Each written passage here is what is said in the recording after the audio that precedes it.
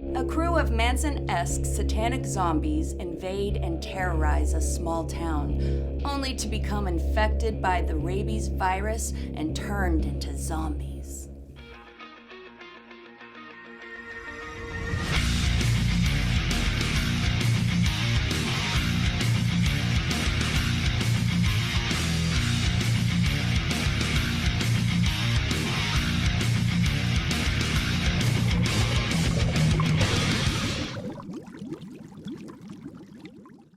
Hey creeps, my name is Scarah, Damsel of the Doomed, and welcome to my Tub of Terror.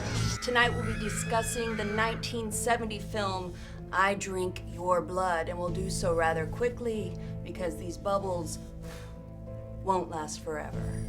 First things first, remember back in March, early March, back when we could still go to the movie theater and watch a newly released movie? Well, those days are over. For now, anyway. That was the last time we brought you a Tub of Terror, I think was early March, and then COVID came and effed everything up. But have no fear, because I've decided to change the format a little bit of Tub of Terror. No, I'm not gonna get out of the tub, don't worry, perv. I'm just talking about, I think it would be more interesting right now if I would take each decade that horror has been a thing, starting with the 1970s. I know, Universal monsters of the 50s and the 60s, I know that's all a thing, but listen, we don't have all the time in the world. I mean, the world might end in another year. We don't know, so let's try to squeeze it all in from the 70s to the 2000s. And as I said, tonight we're starting with I Drink Your Blood of 1970. I guess I could have chosen any decade from, the 50s to now. Or actually, really, horror kind of started, I think, in the 30s. That was when the first zombie film was anyway, White Zombie.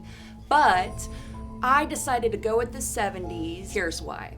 A, it was gritty AF and very visceral. It had that grindhouse film feel, even if it wasn't a grindhouse movie. There's lots of exploitation horror movies in the 70s, which I find fascinating. There was an abundance of nudity, which I obviously don't mind. If this weren't YouTube, I might not need these bubbles, is what I'm saying. But here we are on YouTube, thanks for the censorship. It was really visceral and gritty. There was a lot of exploitation horror movies made in the 70s.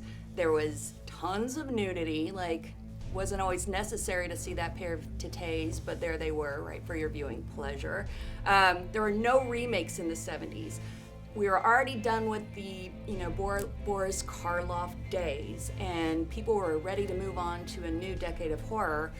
And the 70s came rushing in with some really weird can we say shit? I'm just gonna say it. Some really weird shit. In the 70s, horror had just taken a shift from the Universal monster movies and the mad scientist movies of the 60s, and the 70s wanted to have its own thing. So it really came up with these morally ambiguous, strange and unsettling movies, talking about Texas Chainsaw Massacre and Halloween. They were the first, slasher type films.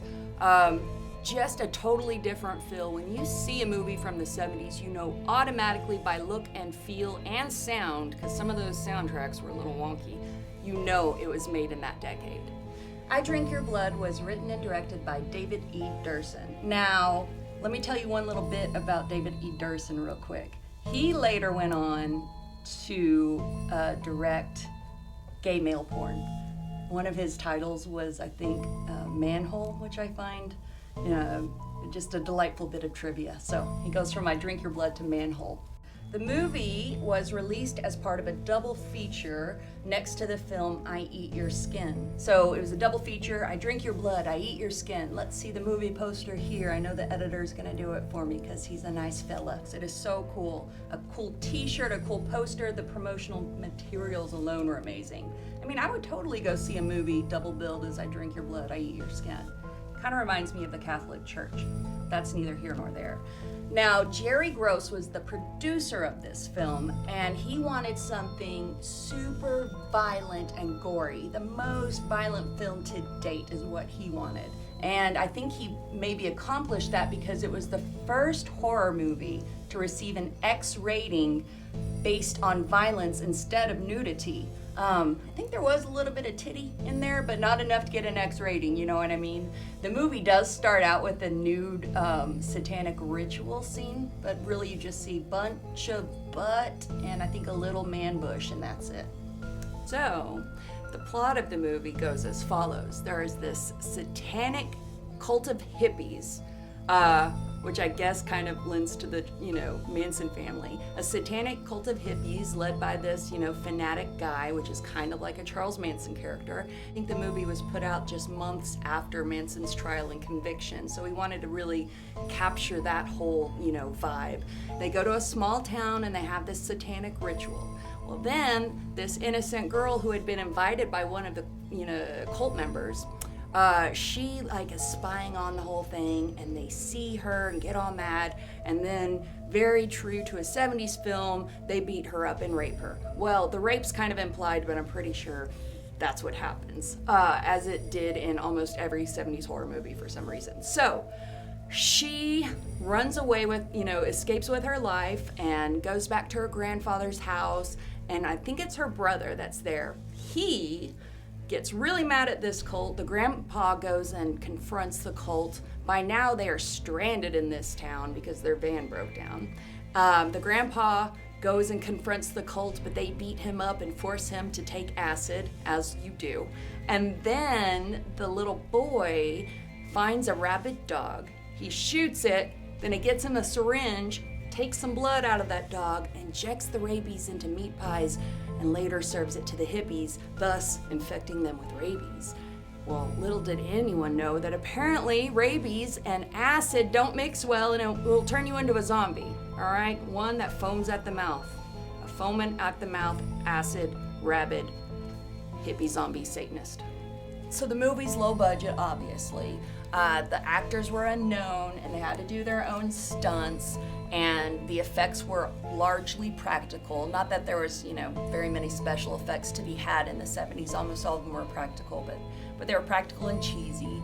But the when the satanic hippies become rabid, they foam at the mouth a lot, and it's really bad, but in the best way. That's what I like about practical effects and cheesy effects. I like that really bad makeup and really bad, ways about getting the results you want. So what I think they did is use the Alka-Seltzer trick, where you put a tab of Alka-Seltzer in your mouth and it foams. I've never done it before myself.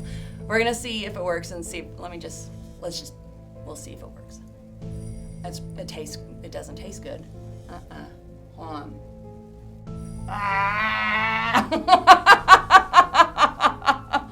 That's what it looked like.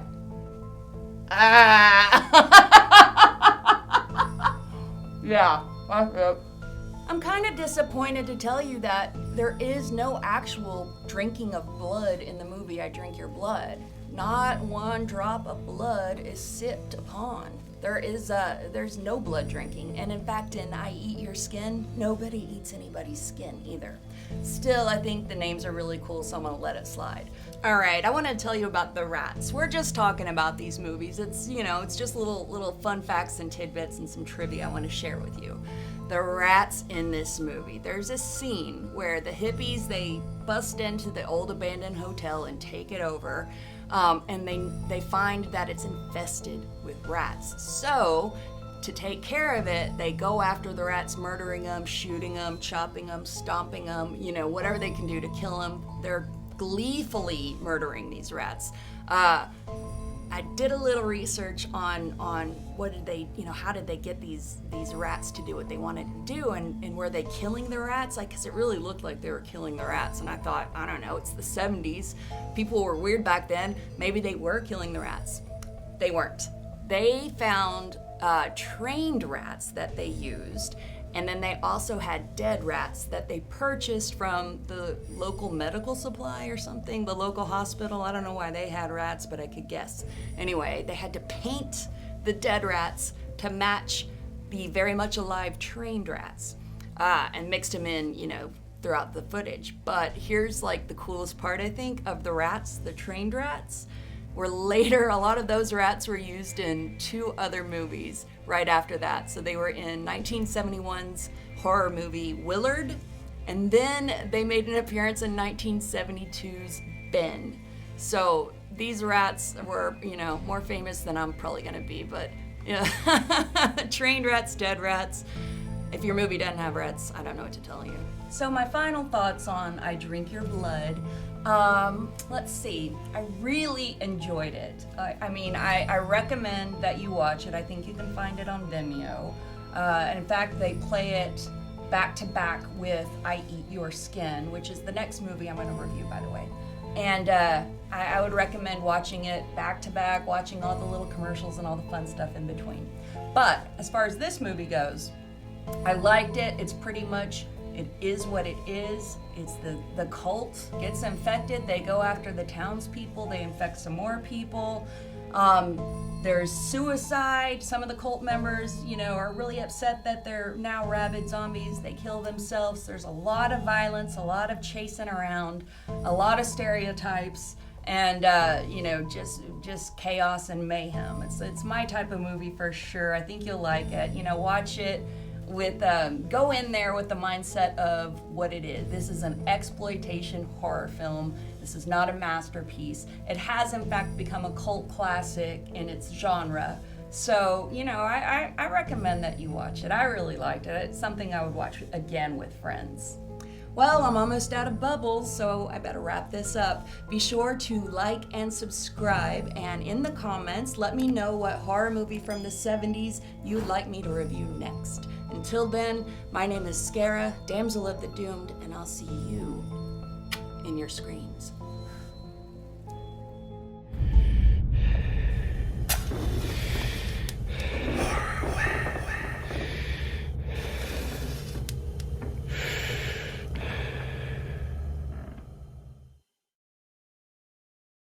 Oh, you're still here? Did you like the video yet? Well, go ahead and do that. And while you're at it, here are some more videos for you to watch. Oh my God, my whole tit's falling out.